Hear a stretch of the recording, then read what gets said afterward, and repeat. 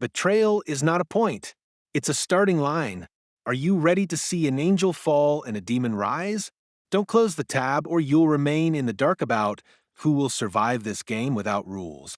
The steering wheel vibrated beneath my palms as I merged onto the empty highway. Los Angeles glittered in the rearview mirror, its skyline shrinking behind layers of smog and unresolved arguments. 10 years of marriage had dissolved in a single night, though the cracks had been spreading long before. Lauren's absence filled the car like static, her perfume lingering on the passenger seat, her half-empty water bottle rolling beneath the pedals. I'd memorized every excuse I'd ever given her. Late at the office. Client emergency.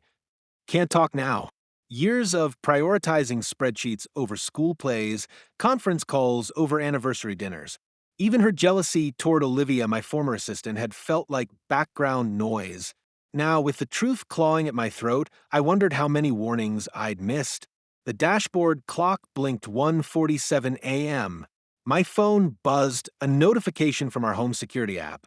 The camera feed showed our living room, empty save for the faint glow of the aquarium Lauren insisted our daughter needed.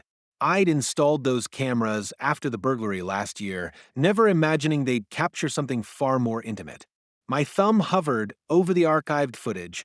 2 hours earlier, the timestamp read, 2 hours since I'd walked into that dimly lit club and seen her pressed against Tyler Miller, his hands mapping territory I'd neglected for years. Olivia answered on the second ring, her voice sharp with midnight alertness. No sympathy, just strategy.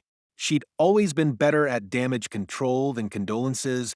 By sunrise, the kids were safe at my parents', my wedding ring sat cold on the kitchen table, and a USB drive containing Tyler's predatory history was encrypted in my briefcase. Justice, I told myself, wasn't about rage, it was about dismantling systems. But as I parked outside Olivia's sleek downtown apartment, the weight of my hypocrisy settled in. I'd built a career auditing corporations for ethical violations while failing to audit my own marriage. Olivia's apartment smelled like lemongrass and ambition. Floor-to-ceiling windows framed a city still half asleep, their cold glass reflecting the hollowed-out version of me slumped on her designer sofa. She handed me black coffee in a mug that read, "Fix your own chaos," a gift from her last corporate client. She'd once joked. Her movements were precise, almost surgical, as she laid out a timeline for destroying Tyler Miller. Emails between his team and silenced victims, bank transfers to non-disclosure agreements, security footage of his predatory patterns at charity galas. Olivia had been compiling this dossier long before my personal meltdown, her motivation masked as professional diligence. I didn't ask why. By noon, the first video went viral. Grainy footage of Tyler pinning Lauren against the club's back wall, her laughter sharp and unsteady, his fingers digging into her waist like a claim. The internet dissected it frame by frame. Home wrecker, gold digger, predator. Comments flooded in from women sharing similar stories, their rage a wildfire I'd unknowingly ignited. My inbox filled with interview requests and death threats in equal measure. Olivia monitored it all from her standing desk, her silence more unnerving than the chaos. She only paused once to forward a screenshot of Lauren's Instagram post. A blurred selfie with our daughter, caption "Protecting my light." The hypocrisy burned, but not as deeply as the timestamp. She'd posted it minutes after walking out on us. I retreated to the guest bathroom, splashing water on my face until my reflection blurred. The toothbrush holder held a single unfamiliar bristle, Olivia's last lover? A one-night stand. I hadn't realized how little I knew about her life beyond spreadsheets and subpoenas. When I returned, she'd muted my phone and opened an encrypted folder labeled Contingency. Inside were photos I'd never wanted to see. Lauren at a hotel bar weeks earlier, Tyler's arm slung over her shoulder like a trophy. Olivia's surveillance had begun long before the club. She'd watched my marriage crumble and said nothing. The room tilted. I gripped the edge of her desk, knuckles whitening. Olivia didn't flinch. She tapped a manicured nail against a contract for a televised interview her expression unreadable. Public sympathy is currency, she'd said once during a boardroom negotiation. Now she was spending mine. I signed without reading. By dusk, camera crews clustered outside her building. She dressed me in a borrowed suit, its sleeves too short, and dictated bullet points about systemic abuse and fatherhood. I repeated them like a hostage. That night, I dreamt of Lauren's hands. Not as they were that final night, clawing at Tyler's shoulders, but years earlier, cradling our newborn son in the NICU. Her wedding ring had glinted under the sterile lights as she hummed a lullaby I'd forgotten. I woke to Olivia reviewing footage of the dream's antithesis. Tyler's arrest outside a Beverly Hills gym, his sneer perfectly framed for TMZ. Phase 1 complete, she said, though her tone suggested the war had just begun. The house felt smaller now, its walls closing in like a jury. Morning light filtered through blinds I'd forgotten to close, striping the floor where Lauren's yoga mat once lay. Our daughter's crayon drawings still clung to the fridge, their cheerful chaos mocking the sterile silence. I avoided the bedroom, its unmade bed a museum of failure, and focused on the security monitors instead. The cameras I'd installed to deter thieves now chronicled my own invasion, a blinking red marking the moment Lauren had texted girls' night out. I rewound further. Weeks of footage showed her eating alone at the kitchen island, scrolling through her phone while our son's laughter echoed from the backyard. My face never appeared in those frames. Olivia arrived unannounced, heels clicking against the marble like a metronome. She carried a manila folder thick with legal documents, her expression tighter than the bun knotting her hair. A countersuit, she explained without sitting.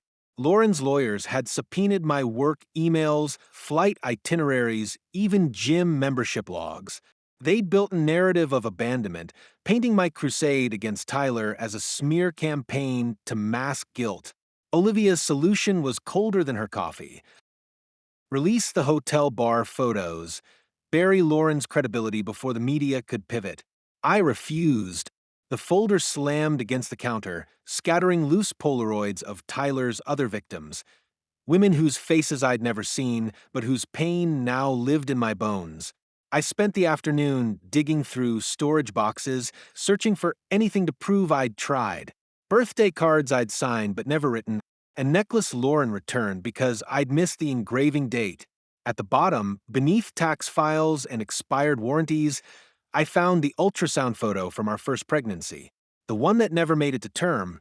Lauren had kept it, though she'd never told me. The room blurred.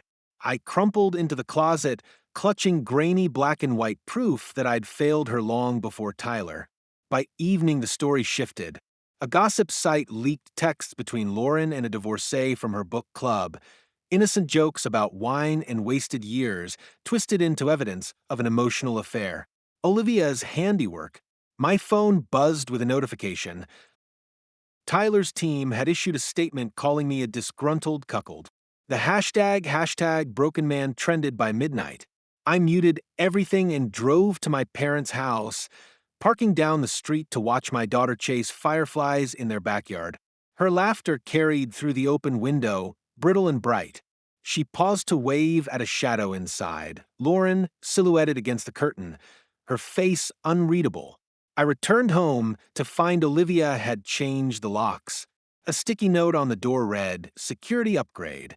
Inside, new cameras covered every angle, their lenses glinting like insect eyes. She'd framed the divorce papers on the dining table, Lauren's signature slashed in red ink.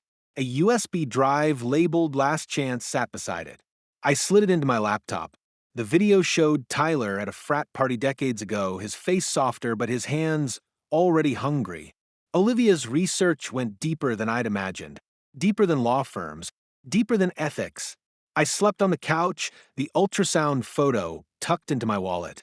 At 3 a.m., the doorbell rang, a process server with a restraining order citing harassment via media. Lauren's name looped elegantly above the judge's stamp. The document trembled in my hands. Behind the server, a paparazzo snapped photos, his flash freezing my unraveling in stark relief. The courthouse loomed like a granite tomb, its shadow swallowing the protesters and paparazzi clustered at the entrance. Inside, Lauren's lawyer dissected my failures with clinical precision, missed birthdays, unanswered texts, a voicemail where I'd canceled our anniversary trip to close a deal. Each exhibit carved deeper into the myth I'd built. The devoted husband, the wronged hero. Olivia sat in the back, her tablet reflecting graphs of plummeting public support. During recess, she pressed a flash drive into my hand, footage of Tyler attacking a woman in a parking garage. Her unspoken ultimatum hung in the air. Sacrifice Lauren or lose. I handed the evidence to my lawyer. The afternoon blurred into legal jargon and character assassinations. Tyler's team painted his victim as unstable, her trauma reduced to a punchline. My phone buzzed, a photo from my daughter's school. She crouched under playground equipment, hands clamped over her ears as a reporter's microphone invaded her sanctuary. I walked out mid-hearing, Olivia's glare burning my back. The school parking lot simmered with mid-July heat. My daughter's teacher met me with a glare sharper than subpoenas. My girl clung to her leg, tear-streaked and silent. The teacher thrust a crumpled drawing into my hands, stick figures of our family, my outline sketched in faint pencil, half erased. We hid at a diner 2 towns over. She picked at fries while I traced the edges of the ultrasound photo from the first pregnancy. Olivia found us, her designer heels clicking against linoleum. My daughter froze, eyes locked on Olivia's handbag, a match to Lauren's.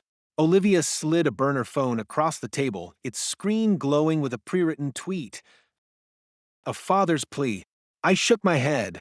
She left, taking the diner's warmth with her. That night, I hacked into our old home's security feed. Lauren paced the living room, clutching our son's stuffed dinosaur. Tyler's interview blaring on TV. He wept crocodile tears about toxic masculinity. She hurled the remote, then collapsed sobbing. The camera zoomed on the bookshelf behind her. The botched necklace I'd given her glinted beside a framed photo of us laughing at Coney Island a lifetime ago. At dawn, Olivia leaked the garage footage. Tyler's bail was revoked. My lawyer called it victory. But the school blurred my daughter's face online, and my son's teacher reported nightmares. I drove to the unnamed grave we'd bought for the first loss. Wind hissed through oaks as I tucked the ultrasound under a stone. Rain soaked my shirt as I walked away. Olivia's burner phone lit up in the passenger seat. Phase 2 complete. Rain lashed against Olivia's penthouse windows, distorting the city below into a watercolor smear. She stood at her glass desk, fingers flying across a keyboard, her reflection fractured by storm runoff. Pinned to the wall behind her was a flowchart mapping Tyler's downfall, red strings connecting tabloid headlines, court dates, and my crumbling reputation. I dropped the restraining order on her desk, its creases stained with diner coffee. She didn't look up. My daughter's school had suspended her for kicking a classmate. He said, "Daddy ruins lives," the principal quoted. The incident report included a crayon rendering of me as a tornado devouring our house. Olivia handed me a press release draft titled Father's Redemption, her nail tapping the bullet point. Public apology to Lauren. I shredded it. The sound echoed like a bone snapping. That night, I broke in my old office. The keycard still worked. Oversight HR would regret. Security footage from Lauren's hotel bar, visit played on my monitor. I zoomed in on her face. Not desire, but desperation. Tyler's hand on her wrist wasn't seduction, it was coercion. I'd missed it before, too busy playing martyr. The USB drive Olivia gave me had been edited, frames deleted to simplify the narrative. I copied the raw files, my hands shaking. The parking garage footage surfaced on a conspiracy forum. Conspiracy theorists dissected it, claiming deepfake anomalies. Tyler's fans launched a GoFundMe for his legal defense, reaching 6 figures by dawn. Olivia blamed my hesitation. "Sentiment is a liability," she texted. I blocked her number and drove to Lauren's apartment, parking blocks away. Through binoculars, I watched her argue with Tyler's lawyer on the balcony. She threw a wine glass. It shattered against the railing. shards catching moonlight like fractured stars. My son's voicemail played on loop. Dad, can we build the robot kit tomorrow? Mom said you're busy. I bought the kit 3 years ago. Its box sat unopened in my trunk, buried under subpoenas. At 2 a.m., I left it on their doorstep alongside the unredacted footage. Lauren's security camera caught me kneeling in the rain, but she never called. Olivia's car idled outside my motel at sunrise. She slid a contract through the window, a memoir deal promising raw honesty. My face filled the cover mock-up, eyes hollow, the title screaming broken. I tossed it into a dumpster. She followed me inside, heels sinking into stained carpet. Her perfume clashed with mildew. "You're wasting the pain," she said, gesturing to my laptop's glow. The forum thread now trending globally. I booked a flight to Alaska, a one-way ticket charged to the company card. The airport's fluorescent lights sterilized the guilt. At security, my bag triggered an alarm. The agent pulled out the ultrasound photo, its edges frayed. "Medical waste," he joked. I said nothing. The plane ascended through clouds, turbulence mirroring the storm in my chest. Olivia's final text flickered on my phone as we breached the stratosphere. You can't outrun a narrative. I powered off the device, watching Los Angeles shrink into a constellation of regrets. Alaska's cold carved through my jacket like a blade, the air sharp with pine and diesel from the fishing boats docked nearby. The high school gymnasium reeked of sweat and industrial cleaner, its bleachers dotted with parents clutching thermoses. My whistle echoed as I drilled the soccer team. Teenage boys with raw talent and no patience for ethics lectures. They called me coach, never asking about the scars on my knuckles or the way I flinched at ringing phones. The local paper ran a fluff piece. Disgraced exec finds purpose in wilderness. Olivia had likely ghostwritten it. My daughter's letters arrived weekly, postmarked from cities I'd never visited: Las Vegas, Miami, Austin. Lauren was touring talk shows, reframing our collapse as a journey of self-discovery. The envelopes contained crayon sketches of places she'd seen. A pyramid, a beach, a stage with a microphone. No words. I pinned them to the trailer's wall, their colors clashing with the gray vinyl siding. Tyler's trial dominated the lone gas station TV. His lawyers cited emotional provocation, arguing Lauren's loneliness justified his actions. The jury ate it up. I bought a jerky stick and left before the verdict. Outside, snow blurred the road, swallowing tire tracks as fast as I made them. The trailer's heater groaned, fighting temperatures that froze the ultrasound photo to the window pane. Olivia found me at the diner, her fur coat absurd against the duct-tape booths. She slid into the seat, untouched by the grease-stained menus. "They're making a documentary," she said, dropping a release form beside my pancakes. Lauren had sold our story to a streaming giant. The title: Homewrecker to Heroine. My signature would grant creative input. I syrup-stained the page and handed it back. Olivia's smile didn't falter. She left a thumb drive on the table, raw footage of Tyler's frat days unedited. That night, the team's star player stayed late, practicing penalty kicks in the storm. I joined him, boots crunching over frozen turf. He asked why I'd quit corporate life. I told him about the first time I held my daughter, how her fingers curled around mine like she trusted me to fix the world. He nodded, too polite to call it a lie. We kicked the ball until the floodlights died. The documentary trailer dropped at dawn. Lauren's tearful confession trended globally. I was drowning, and he handed me an anchor. Comments praised her bravery. My daughter's face flashed in the montage, a paparazzi shot of her hiding under the slide. I smashed the locker room TV with a fire extinguisher. Glass shards littered the floor like the remains of every promise I'd broken. Olivia called from a block number. I let it ring, watching moose graze beyond the chain-link fence. She'd left the thumb drive in my mailbox, its contents now copied to the school server. Teenagers whispered in hallways, their phones filled with Tyler's victims' testimonies. The principal resigned. Parents demanded my firing. I packed the trailer at midnight, the northern lights rippling overhead. My daughter's drawings glowed under moonlight, their edges fluttering in the draft. I left them nailed to the wall, along with the ultrasound and a note. Tell better stories. The highway swallowed my rental car, headlights slicing through fog. Olivia's final email pinged as I crossed into Canada. The ending's yours. Choose wisely. Attached was a live feed of Lauren's hotel room. Tyler shirtless, pouring champagne. Her laugh crackled through the speakers, bright and hollow. I closed the laptop, the road ahead dark and endless. The highway blurred into a grayscale haze, mile markers ticking like a metronome counting down nowhere.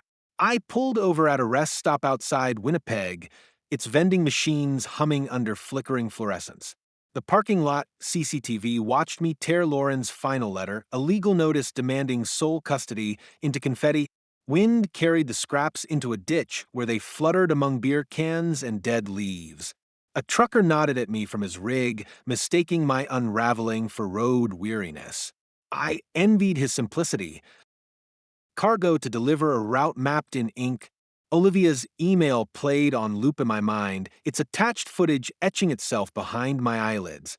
Lauren's laughter in that hotel room hadn't sounded like triumph. It had the manic pitch of someone running from a ghost. I dug the ultrasound photo from my wallet, its creases splitting the tiny silhouette into fragments. The all-night pharmacy sold disposable phones and regret. I bought 3, dialing numbers I hadn't forgotten. The first call went to Tyler's oldest victim, a woman whose name Olivia had redacted from the dossier. She answered on the 4th ring, her voice sanded raw by cigarettes and court battles.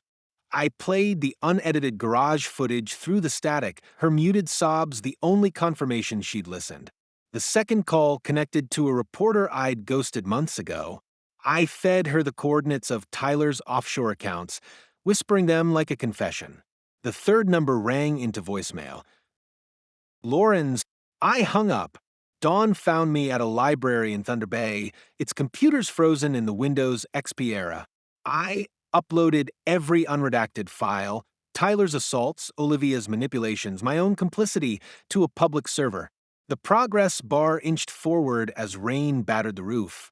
When it finished, I wiped the history and left the USB drive in a returns bin, its contents now crawling through dark web forums. The border guard raised an eyebrow at my empty back seat. Purpose of visit, he asked. I handed him my daughter's crumpled playground drawing. He squinted at the stick figures, my erased outlines smudged under his thumb. Family reunion, I said. He waved me through. Minnesota's forests swallowed the road, GPS long disabled. I followed memory to a cabin we'd rented years ago, a failed attempt to reconnect. The key still hung beneath the porch owl, rusted but functional. Inside, dust motes danced in sunlight filtering through boarded windows. Lauren's scarf lay coiled on the bed, forgotten. I slept clutching it, dreaming of our daughter's birth, the way Lauren had screamed, "Don't let go," as the monitors flatlined. At midnight, sirens pierced the silence. Red and blue lights strobed through cracks in the planks. I peered through a knothole. State troopers surrounded Tyler's convertible, its driver door hanging open. He staggered into the beam of their flashlights, shirt-stained, screaming about setups. They tackled him mid-rant, his face grinding into gravel. The arrest report would cite tax evasion, but the headlines screamed, "Predators fall." I texted Olivia a single period, "Our old code for mission accomplished." Her reply came in emojis. A dagger, a crown, a coffin. The cabin's landline rang seconds later. Lauren's voice trembled through the receiver, her breath jagged. She said nothing. Neither did I. The call lasted until dawn, static weaving between us like a thread too frayed to hold. The cabin's landline went silent with a click that echoed louder than Tyler's arrest. I traced the phone cord to its root, dust coating my fingertips, and followed it outside where it vanished into pines. Sunrise bled through the trees, staining the snow pink. My rental car sat buried under a fresh layer of powder, tires frozen to the earth. I left the keys on the hood and walked south, my breath crystallizing in the air. By noon, the highway narrowed to a dirt road. A gas station sign promised hot coffee but offered only lukewarm sludge and a rack of postcards featuring lakes we'd once fished. I bought them all, scribbling apologies on the backs. To Lauren, to the unnamed victim, to the son who'd stopped asking for robot kits. The clerk eyed my trembling hands but said nothing.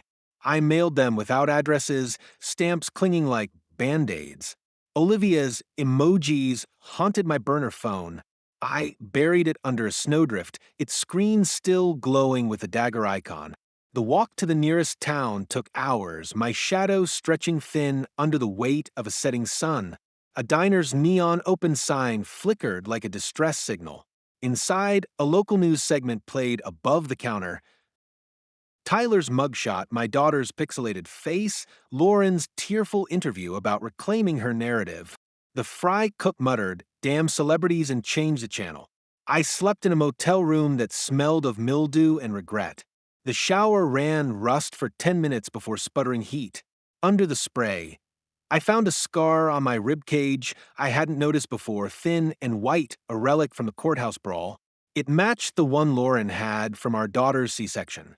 The ultrasound photo disintegrated in my wallet, its fragments circling the drain.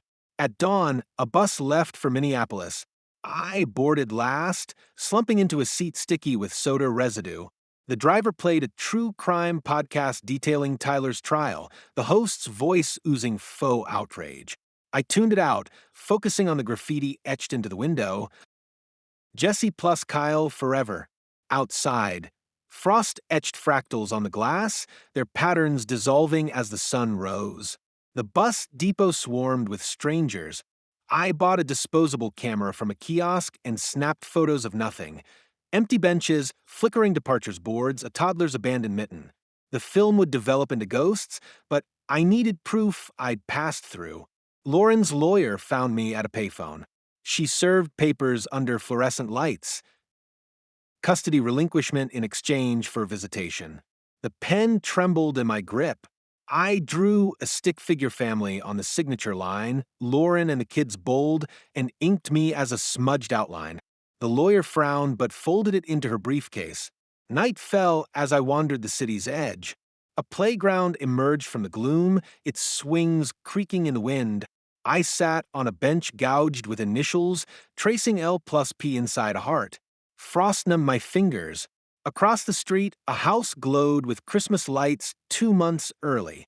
Through the window, a man read to a girl on his lap, her laughter muffled by glass. I stood, joints protesting, and walked until the lights faded. A 24-hour laundromat offered shelter. I fed quarters into a dryer, watching it spin empty. The heat lulled me to sleep. Dreams came in fragments. Olivia shredding documents, Tyler's convertible sinking into a lake, my daughter's voice asking, "Why didn't you fight harder?" The sunrise woke me, bleach-scented and relentless. Outside, a newsstand headline declared Miller sentenced. 15 years. I bought a copy, Tyler's perp walk photo grinning up at me. The article quoted Lauren. Justice isn't closure, but it's a start. Below it, a sidebar mentioned an unnamed whistleblower. My chest tightened. The laundromat TV flickered to life. A morning show host joked about karma while footage of Olivia's arrest played. Embezzlement, wire fraud, conspiracy. Her mugshot showed no remorse, just a smirk sharp enough to cut glass. I folded the newspaper into a boat and let it float down the gutter, ink bleeding into meltwater. The riverfront park stretched empty under a leaden sky, its benches still damp from yesterday's rain. I chose one facing the playground, its swings drifting like pendulums counting down to nothing. My daughter's school had posted the science fair date online. Her project on display, a cardboard model of the solar system with Pluto scribbled out. I wore a baseball cap low, collar upturned, but she spotted me instantly. Her gaze snapped to mine across the mulch and monkey bars. For a heartbeat, fear flickered in her eyes. Then she turned back to her presentation, shoulders squared, explaining planetary orbits to a disinterested judge. My son lingered by the snack table, cramming cookies into his pockets. His hair had grown shaggy, curling at the nape like Lauren's. When a classmate bumped him, he laughed, a sound I hadn't heard since the NICU, and my ribs ached. The robot kit sat heavy in my duffel bag, its plastic parts rattling with every step. I left it beneath the table, nestled between paper plates and juice boxes. The sky broke open as the fair ended. Parents herded kids toward minivans, their laughter muffled by the downpour. My daughter lingered, her project collapsing under the rain. I approached as she salvaged Uranus from the mud. She didn't look up. "I kept the drawing," she said, shaking wet cardboard. "The one where you're a tornado?" Water dripped from her nose, mixing with ink bleeding off Neptune. "Mom says tornadoes just take what they need." A teacher called her name. She thrust the soggy planet into my hands and ran. The paper dissolved before I reached the trash can. Olivia's sentencing aired in a dive bar crosstown. Patrons booed her mugshot, toasting Tyler's downfall between wing baskets. The bartender recognized me, sliding a whiskey neat. "On the house for fucking over that prick," he grinned. I left it sweating rings into the wood. The motel bed sagged under the weight of unopened mail, Lauren's custody agreement, a jury summons, a postcard from Alaska with "Tell Better Stories" smudged by rain. I pinned it beside the sink, its edges curling in steam from the shower. At midnight, I walked to the bridge where weeds scattered our first child's ashes.